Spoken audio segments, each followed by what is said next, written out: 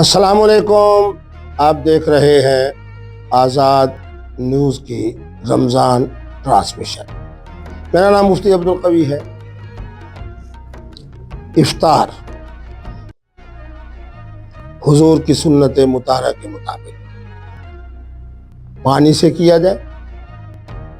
چلو شربت روح افزا بھی اس میں ڈلا ہو یا کوئی اور طرح کا شربت وہ پی لے پانی میں ڈال کے۔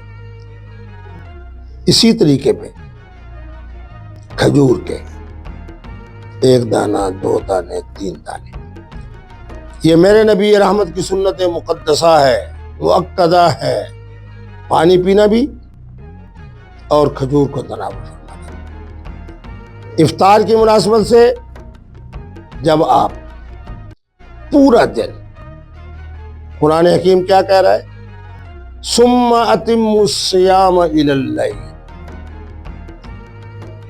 غروب شمس تک آپ اور ہم ساری سے لے کے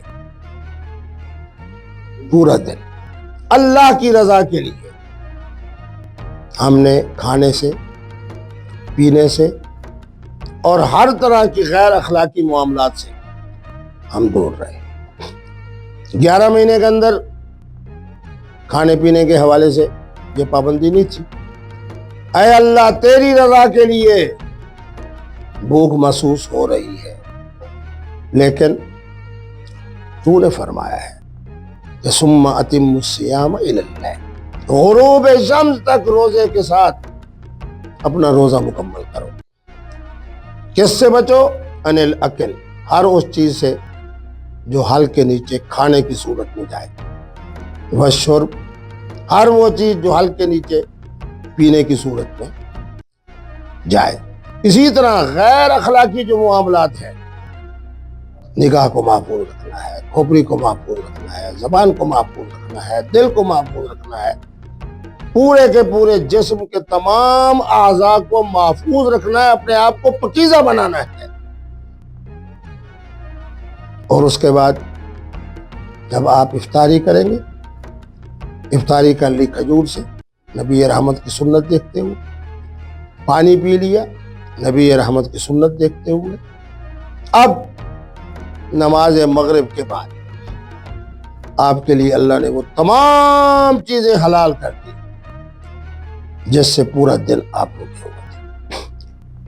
اب جتنی مقدار میں چاہیں اپنی صحت کے مطابق، اپنی غذا کے مطابق، اپنی خوراک کے مطابق کھائیں پئیں، اور جو چیز سے آپ رکے ہوئے تھے بد اخلاقی سے، اب جناب اپنی بیوی کے ساتھ تمام وہ چیزیں اللہ نے اب آسان کر دی ہیں، جائز کر دی ہیں، حلال کر دی ہیں، جو 11 مہینے میں آپ کے لیے حلال تھی۔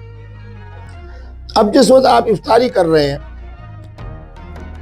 میرے نبی رحمت کا فرمان مبارک نگاہ کے سامنے آیا، اور میں سارا دن تم نے کچھ نہیں کھایا، کچھ نہیں پیا، معدے کی طرف سے اٹھنے والے بخارات، ان کے اندر وہ نعمت نہیں رہی جسے ہم کہتے ہیں کہ منہ کے اندر پیدا ہونے والی خوشبو۔ اس مسئلہ بھی یاد رکھیے کہ روزے کے باوجود آپ کے اوپر اگر ضبط ہے کہ آپ کا لعاب حال کے اندر نہیں جائے گی، تو آپ مسواک بھی کر سکتے ہیں۔ کیوں؟ کہ النظافۃ من الایمان، میرے نبی رحمت نے فرمایا صفائی ستھرائی جو ہے یہ ایمان ہے۔ آپ حضرات کو نماز ظہر کے وقت، نماز عصر کے وقت وضو کرتے ہوئے، غسل کرتے ہوئے آپ مسواک بھی کر سکتے ہیں، لیکن اس احتیاط کے ساتھ کہ مسواک کا لعاب حال کے اندر نہ اٹھے۔ حضور نے کیا فرمایا؟ فرمایا سارا دن بھوکے رہنے کی وجہ سے اگر منہ کے اندر وہ خوشبو نہیں رہی جو مسواک کی وجہ سے پیدا ہوتی ہے، جو لاچی کی وجہ سے پیدا ہوتی ہے، یا باقی چیزوں کی وجہ سے، فرمایا یہ خاص قسم کی روزے دار کی جو بو ہے، یہ اللہ رب العالمین کے ہاں مشک اور کستوری سے بھی زیادہ پسندیدہ ہے۔ تو بہرحال اب افطار کا وقت ہے، دعا کر لیتے ہیں کہ اللہ تبارک و تعالی ہمارے روزے کو قبول فرمائے۔ اللہم صلی وسلم وبارک علی سیدنا و مولانا محمد وعلی آلہ و اصحابہ الکرام اجمعین۔ یا اللہ ہم نے صرف تیری رضا کے لیے روزہ رکھا، اب تیرے ہی فرمان اور نبی رحمت کی فرمان کے وقت ہم افطار کر رہے ہیں۔ یا اللہ ہماری تمام لغزشوں کو معاف فرما۔ تیرے نبی رحمت کا فرمان ہے کہ افطار کے وقت جو دعا کی جائے اللہ رب العالمین اسے قبول فرماتے ہیں۔ تیرے نبی رحمت کا فرمان ہے کہ اللہ رب العالمین ماہ رمضان میں پہلے آسمان دنیا پر جلوہ فرما ہوتے ہیں۔ ہر لمحے آواز لگتی ہے کہ حل میں مستغفر ہے، کوئی گناہوں کی معافی مانگنے والا۔